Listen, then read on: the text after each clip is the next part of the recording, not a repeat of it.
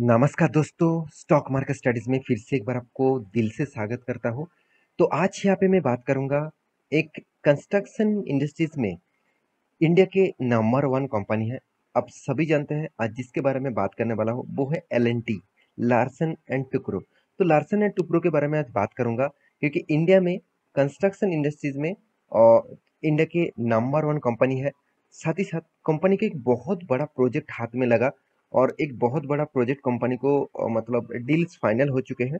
तो इसी के ऊपर बात करूंगा कि कंपनी में इसमें कितना फायदा होगा और उस फायदे के हिसाब से इन्वेस्टर के कितना फायदा होगा।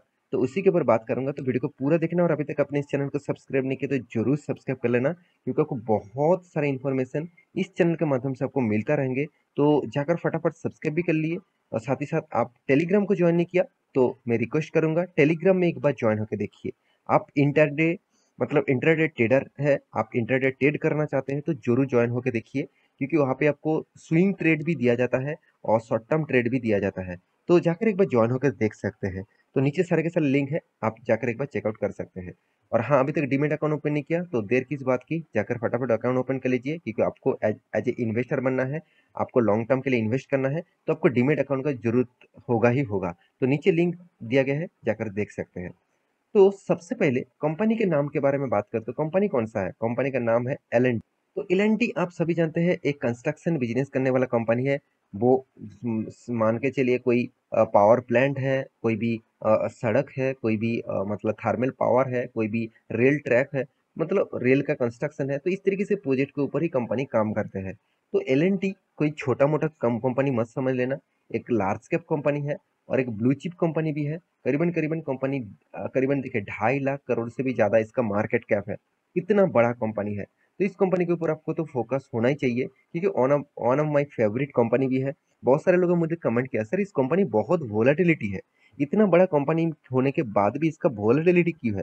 देखिए, मैं पहले एक बात आपको बताना चाहता हूँ। इस कंपनी का जो बिजनेस मॉडल्स है ना, वो कुछ अलग तरीके से है। क्यों अलग तरीके से है? मान के चलिए आज कंपनी ने एक प्रोजेक्ट कंप्लीट किया और उसको पैसा मिलता है 1 से 2 साल के बाद।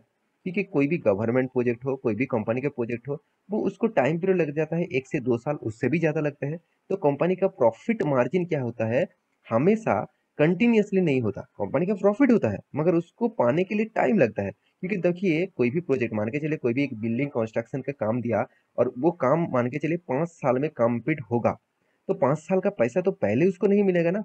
5 साल तक काम करने पड़ेगा तभी उसको पैसा मिलेगा, तो मतलब छोटा छोटा अमाउंट करके पैसा मिलेगा। तो इसीलिए कंपनी का प्रॉफिट मार्जिन जो है वो आपको हमेशा अप्स एंड डाउन दिखेगा। मगर ऐसे नहीं कि कंपनी में खराबी है, बिल्कुल भी नहीं। कंपनी इतने ज्यादा प्रोजेक्ट सिर्फ इंडिया में नहीं, ऑल ओवर वर्ल्ड में करते हैं। तो ऑल ओवर वर्ल्ड में कंपनी का बिजनेस फैले हुए है, एक सबसे बड़ी बात है कंपनी के लिए। तो अभी कंपनी ने कौन सा गुड न्यूज अनाउंस किया, कंपनी नया कौन सा प्रोजेक्ट कंपनी को मिला, वो भी आपको मैं दिखाऊंगा। क्योंकि आप देखेंगे तो कंपनी देखिए मेट्रो, कंपनी खुद यहाँ पे बिजनेस जो आपको दिखा रहा है, देखिए कंपनी एल&टी मेट्रो रेल्स, मतलब रेट्रो मेल ट्रेन चलने के लिए जो कंस्ट्रक्शन की जरूरत होते हैं, देखिए जितने सारे आप देखेंगे तो फ्लाईओवर के माध्यम से आपको मेट्रो स्टेशन, मेट्रो ट्रेन आपको देखने को मिलेगा।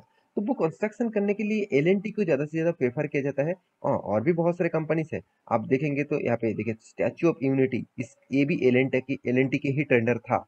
तो एल&टी के सिविल ही मतलब करते थे। हाइड्रोकार्बन, मतलब हाइड्रोकार्बन का जो प्रोजेक्ट है, जो पेट्रोकेमिकल रिफाइनरी जो प्रोजेक्ट होते हैं, तो उसका भी प्रोजेक्ट का कंपनी बिजनेस करते हैं। माइनिंग कंपनी के ऊपर, साथ ही साथ मिनरल्स और मटेरियल्स के ऊपर भी कंपनी एल&टी का ही ग्रुप का ही मशीनरीज लगते हैं।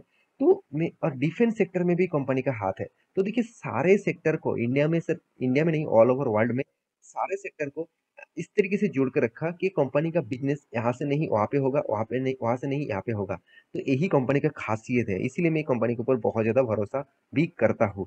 तो बहुत सारे लोगों के मन में ये आएंगे, सर कंपनी का एक बार चार्ट पैटर्न देखेंगे तो आपको भरोसा उड़ जाएगा, क्योंकि कंपनी के चार्ट पैटर्न देखेंगे तो कितना वोलेटिलिटी है। उस वोलेटिलिटी को छोड़िए, कंपनी 10,000% का रिटर्न दिया, ये तो सोचिए।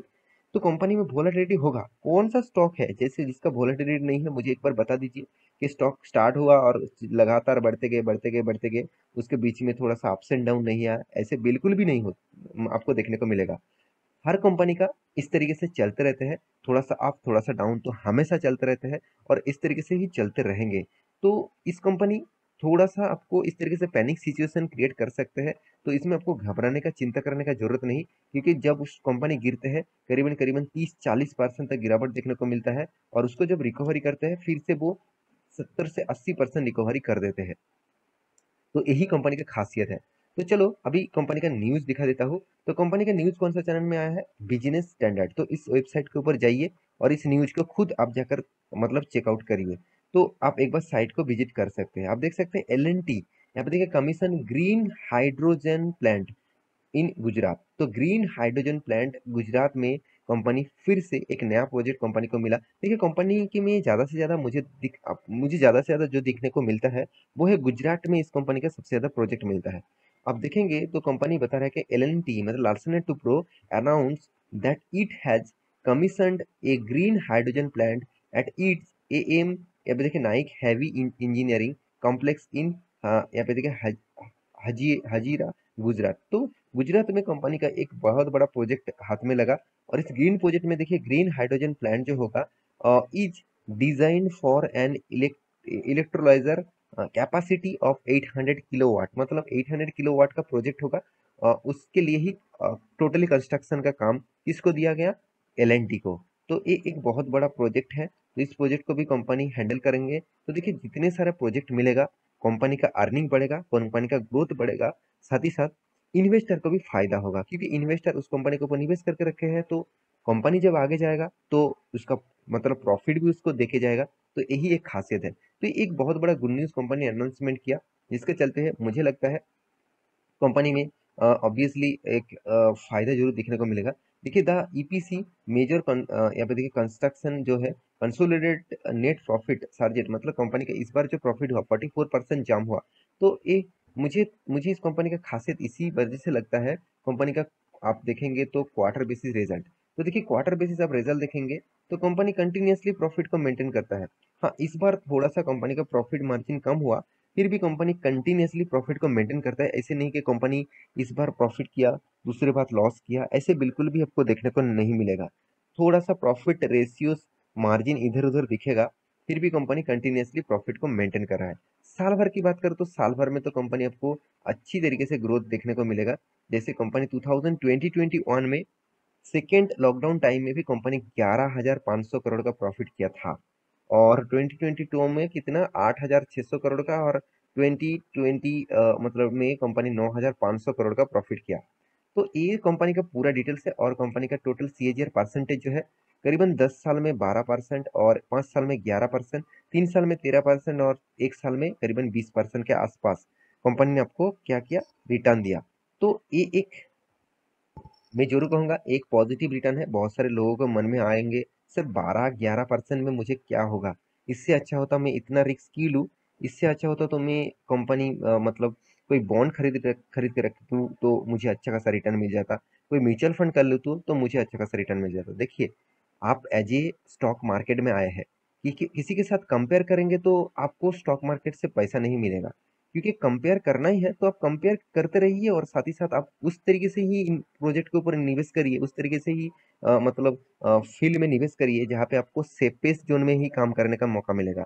देखिए एफडी का रिटर्न भी कभी भी फिक्स नहीं रहता, बॉन्ड का भी रिटर्न कभी भी फिक्स नहीं रहता, म्यूचुअल फंड का भी रिटर्न कभी भी फिक्स नहीं रहता। हमेशा हर चीज में अप्स एंड डाउन चलते रहते हैं। तो आपको मैं जरूर कहूंगा, अगर आप रिस्की प्लेयर है और आप फ्यूचर में स्टॉक मार्केट से पैसा कमाना चाहते हैं, तो आप इस चीज को मत देखिए। 12% भी बहुत ज्यादा होते हैं। अगर कंटिन्यूअसली 12% भी आपको 20 साल तक अपने किसी भी कंपनी के ऊपर आपको रिटर्न मिल गया ना, तो आपका पोर्टफोलियो में टोटल 12% अगर रिटर्न मिलेगा, फिर भी आपको करोड़पति बनने से कोई नहीं रोक पाएंगे, अगर आप कंटिन्यूअसली हर मंथ निवेश करते जाएंगे। तो एक अमाउंट फिगर है, उस अमाउंट फिगर को निवेश करते जाएंगे। तो लास्ट में एक ही बात कहूंगा कंपनी के बारे में, कंपनी में जबरदस्त दम है, उसके साथ कंपनी का जबरदस्त कर्जा भी है। तो उस कर्जे को कंपनी मेंटेन तो जरूर करते रहेंगे, क्योंकि कंपनी का प्रॉफिट अर्निंग हमेशा ज़्यादा दिखेगा, और कंपनी का हाथ में कैश फ्लो भी शानदार है। हाँ, कंपनी का सेल्स पॉजिटिव में है, मगर कंपनी का प्रॉफिट रेशियो नेगेटिव में है। इसके कारण है, आप जानते हैं कंपनी कंस्ट्रक्शन करने के लिए कंपनी का स्टील का जरूरत होता है, कंपनी का सीमेंट का जरूरत होता है, साथ ही साथ बहुत सारे प्रोडक्ट का जरूरत होता है जो ज़्यादा से ज़्यादा बाहर से इंपोर्ट किया जाता है, मतलब बाहर की कंट्री से इंपोर्ट किया जाता है।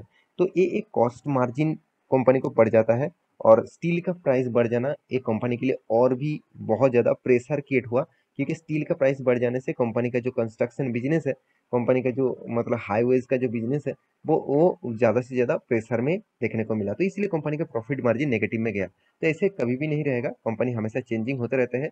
तो कंपनी के इन्वेस्टर के बारे में बात करें, देखिए इन्वेस्टर कितना भरोसा करते हैं कंपनी के ऊपर। 21% एफआईएस, 32% डीआईएस और पब्लिक 44% और गवर्नमेंट के पास भी छोटा मोटा हिस्सेदारी है।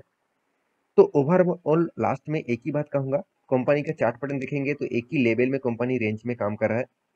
जब कोई कंपनी एक ही रेंज में काम करता है, तब सोच लेना अगर वो लेवल को तोड़ता है तो फिर से एक नया हाई और नया एक अचीवमेंट आपको देखने को मिलेगा। अगर वो लेवल तोड़ता है, जब तोड़ेंगे तो कब तोड़ेंगे उसका किसी का पता नहीं। कोई बोल नहीं सकता कि अभी अब तोड़ेंगे, अभी तोड़ सकते हैं। देखिए वो टच पॉइंट में आ रहा है, तो मेरे हिसाब से ये जो टच पॉइंट है यहाँ पे आप देखेंगे तो ये लेवल अगर क्रॉस करता है तो एक नया अचीवमेंट देखने को मिल सकता है। तो आशा करता हूँ सारा जानकारी आपको मिल चुका है। मेरे वीडियो कैसे लगा जरूर कमेंट करना, और इसी तरीके से वीडियो पाने के लिए चैनल को सब्सक्राइब भी करना। मिलते हैं नेक्स्ट टॉक लेके, तब तक के लिए अच्छे से रहिए, अपने ख्याल रखिए, बाय बाय।